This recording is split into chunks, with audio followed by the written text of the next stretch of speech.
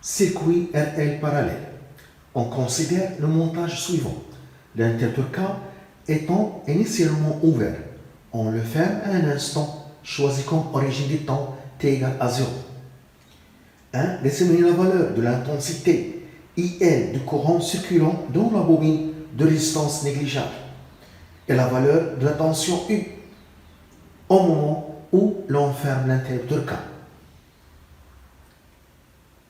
2. Déterminer CM grandeur en origine permanente. 3. Établir l'équation différentielle vérifiée par IL de T. 4. La solution de l'équation différentielle cyclique sous la forme IL de T est égal à fois 1 moins expo moins T sur temps. Trouver les expressions de la constante de temps et de A. 5. On déduit l'expression de la tension U du T. 1. Les valeurs de IL et de la tension U au moment où l'on ferme l'interrupteur K.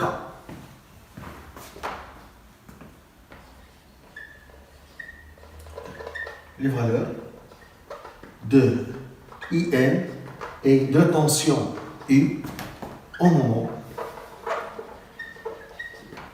où l'on ferme K à T égale à 0.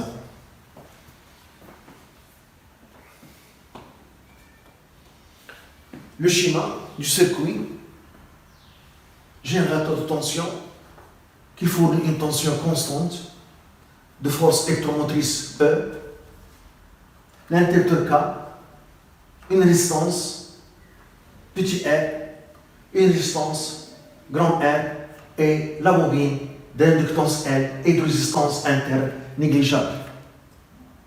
Dans la bobine circule le courant d'intensité IL. Dans la résistance grand R circule le courant d'intensité IR. Et dans la résistance petit r circule le courant d'intensité I. Et d'après la loi d'Ine, I est égal à IR plus IL. L'intensité du courant IL tend vers 0 lorsque T tend vers 0 juste avant la fermeture de l'interrupteur K car le circuit a été ouvert. Et puisque le courant est continu dans la bobine, IL, l'intensité IL, tend vers 0 lorsque T tend vers 0 juste après la fermeture de l'interrupteur K. Donc, IL à T égale à 0 est égal à 0. Puisque à T égale à 0, IL est égal à 0, donc à T égale à 0, I c'est IR. I c'est IR, car IL est égal à 0, d'après la loi d'Ine. La tension U, au moment où l'on ferme l'interrupteur K, à T égale à 0, d'après le schéma, la tension U, c'est R fois IR. On a la convention récepteur, la flèche qui représente la tension UL, la flèche qui représente l'intensité du courant en des sens opposés. Donc d'après la loi d'Ohm, U est égal à R fois IR. À T égale à 0, U à T égale à 0 est égal à R fois IR à T égale à 0. Et d'après la loi d'Ine, I est égal à IR plus IL. À T égale à 0, I à T égale à 0, si IR à T égale à 0 plus IL à T égale à 0 et L à T égale à 0 est nul. Donc, I à T égale à 0 est égal à IR à T égale à 0.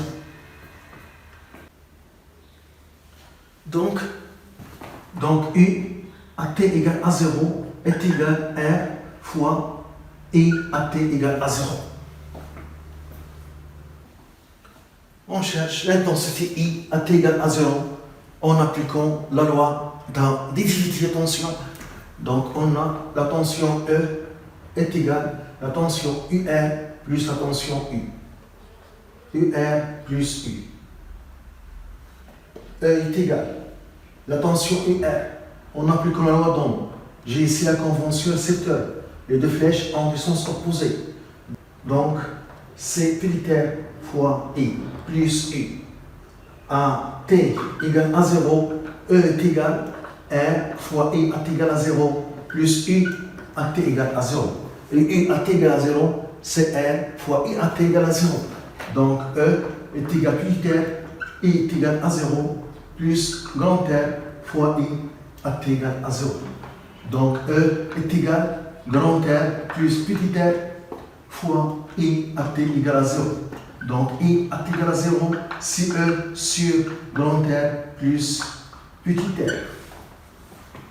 Et je remplace ici. Donc, la tension U à t égale à 0 est égale à R fois E sur grand R plus petit r. Donc, à t égale à 0, au moment où l'on ferme l'interrupteur K, IL est égal à 0 et U égale R fois E sur grand R plus petit r. Les valeurs de U et de IL en régime permanent. Les valeurs de U, la tension U et IL en régime permanent.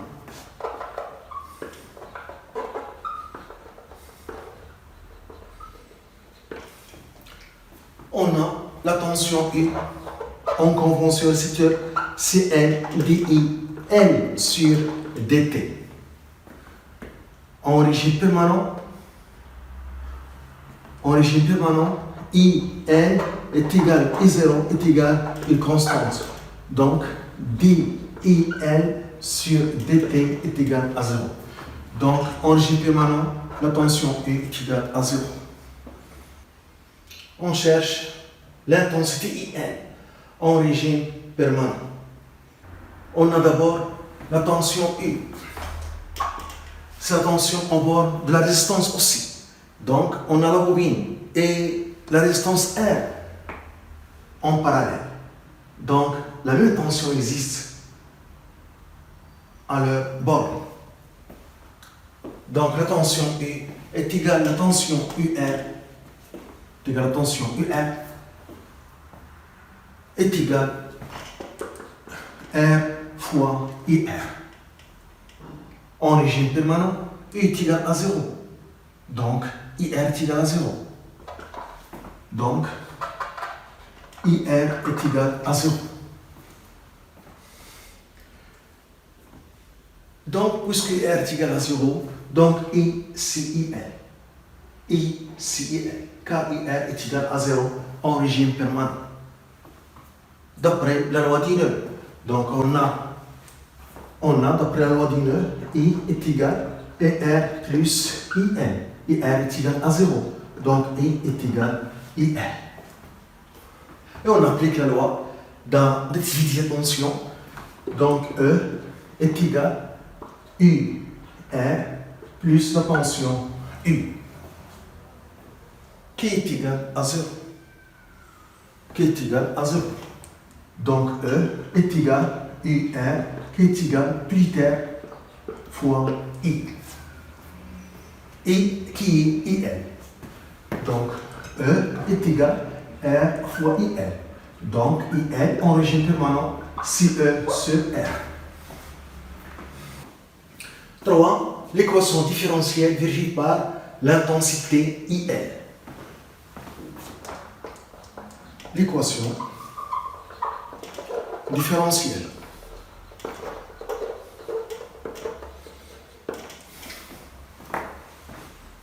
On applique la loi dans des divisions de tension. Donc la tension E est égale à la tension UR plus la tension U. E est égal à UR CR fois I, l'intensité du courant I qui circule dans la résistance petit r, plus UL, la tension au bord de la bobine de résistance négligeable, CL DIL sur DT. Il faut exprimer I en fonction de IL. On veut l'équation différentielle vérifiée par IL. D'après le schéma et d'après la loi du nœud, I est égal à IR plus IL. IR, c'est l'intensité du courant qui circule dans la résistance grand R. Et la tension aux bornes de grand R, c'est U. Donc U est égal à R fois IR. On a U est égal à R fois IR. Donc IR est égal à U sur grand R, qui est égal au U, c'est la tension en bord de la bobine. Donc L sur R, DIL sur DT. Et je remplace ici. Donc I est égal à IR, L sur R, DIL sur DT plus IL. Après, je remplace I par 700, donc E est égal, donc R facteur de L sur R, DIL sur DT plus IL plus L, DIL sur DT. On peut factoriser par L fois la dérivée DIL sur DT. Donc E est égal à L DIL sur DT facteur petit r sur grand R plus 1 plus petit r fois IL. Qu'on peut écrire cette fois, E est égal à L fois grand R plus petit r sur grand R DIL sur DT plus petit r fois IL.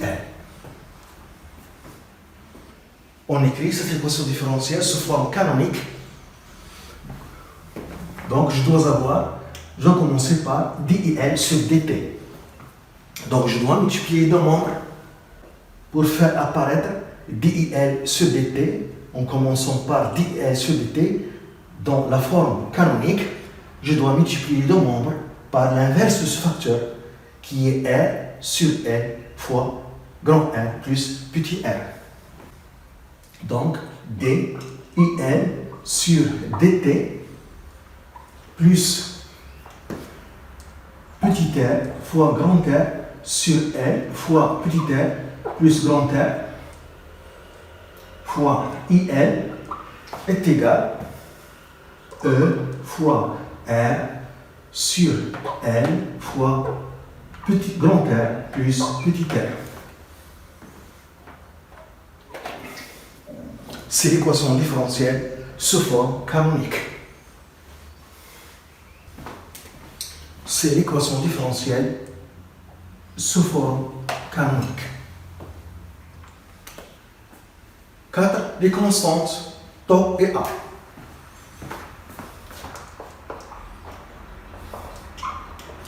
Les constantes τ et A. On a donné la forme de la solution. IL de t est égal à 1 moins expo moins t sur τ. Pour trouver les constantes A et τ, donc je vais dériver IL de t par rapport au temps et je remplace la dérivée IL par leur expression dans l'équation différentielle. Donc DIL sur DT est égal à sur τ expo moins t sur τ. Donc A sur τ expo moins t sur τ plus petit r fois grand R sur L petit r plus grand R fois IL qui est A 1 moins expo moins t sur τ est égal à E fois R sur L grand R plus petit r. À ne pas confondre petit r et taux. Donc taux, c'est comme ça, et petit r comme ça. Je vais factoriser par A expo moins T sur taux. Donc A expo moins T sur taux, facteur 1 sur taux moins petit r grand R sur L petit r plus grand R reste R petit r fois grand R sur L fois petit r plus grand R fois A que je vais le déplacer dans le deuxième nombre. Donc, je vais avoir est égal E fois R sur L, grand R plus petit r, moins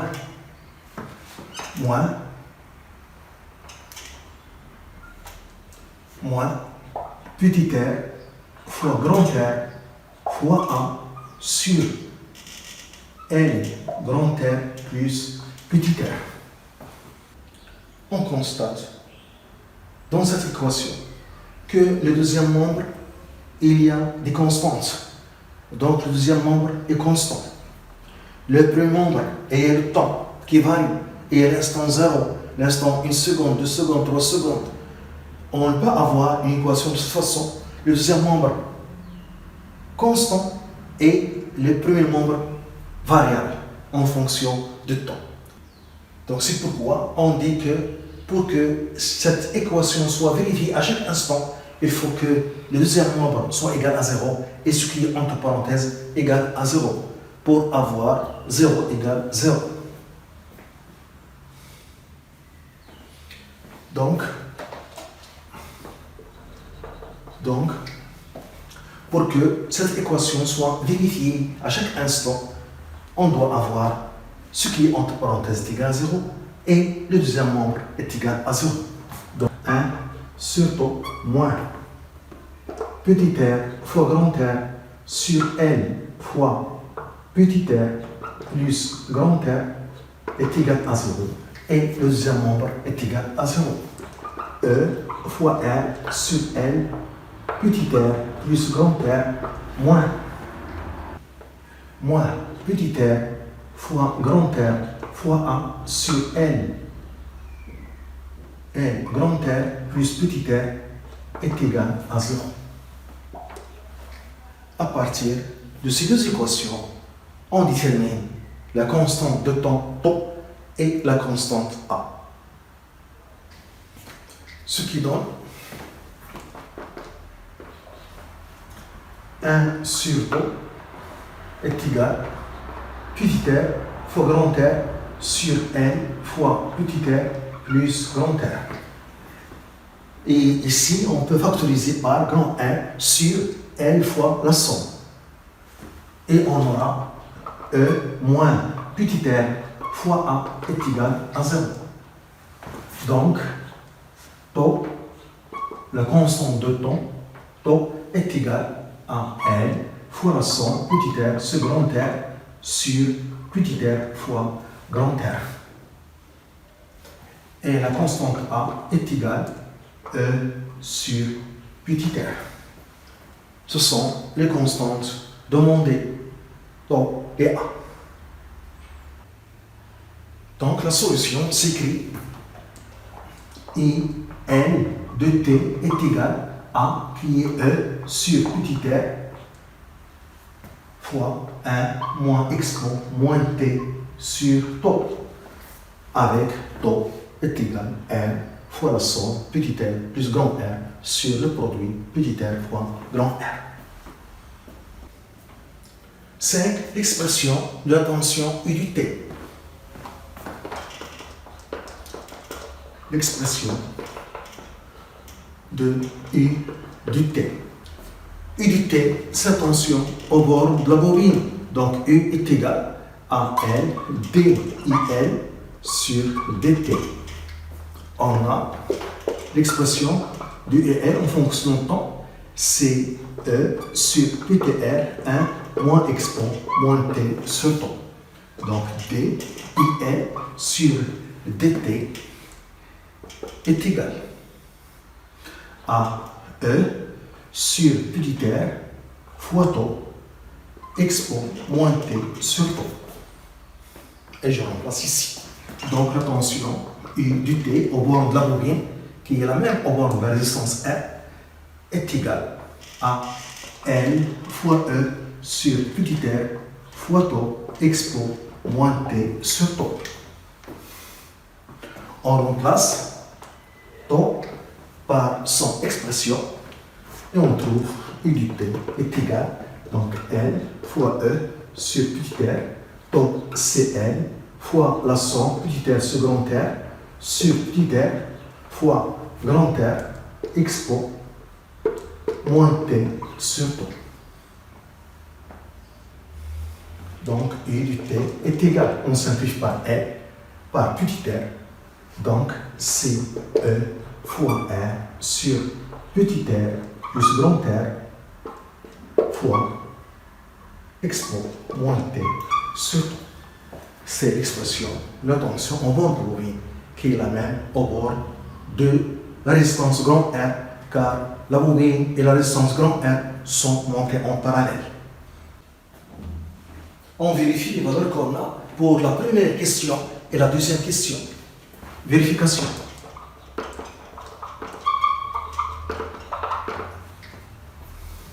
À t égale à 0, on a IL, l'expression de L. Donc je remplace t par 0, expo de 0 c'est 1. Donc on trouve, voilà, est égal à 0. U à t égale à 0, on remplace t par 0, expo de 0 c'est 1. Donc il reste E fois R sur la somme. Donc est égal à E fois R sur petit r plus grand R. Ça c'est à t égale à 0. Pour le régime permanent, t tend vers plus l'infini. En régime permanent, t tend vers plus l'infini. T est très grand. Donc, IL tend l'expo tend vers 0. Lorsque t tend vers plus l'infini. Donc, il reste E sur R fois 1. Donc, IL est égal à E sur petit r. Et pour U, lorsque t tend vers plus l'infini, expo tend vers 0. Donc U tend vers 0. U tend vers 0 est égal à 0 en régime permanent.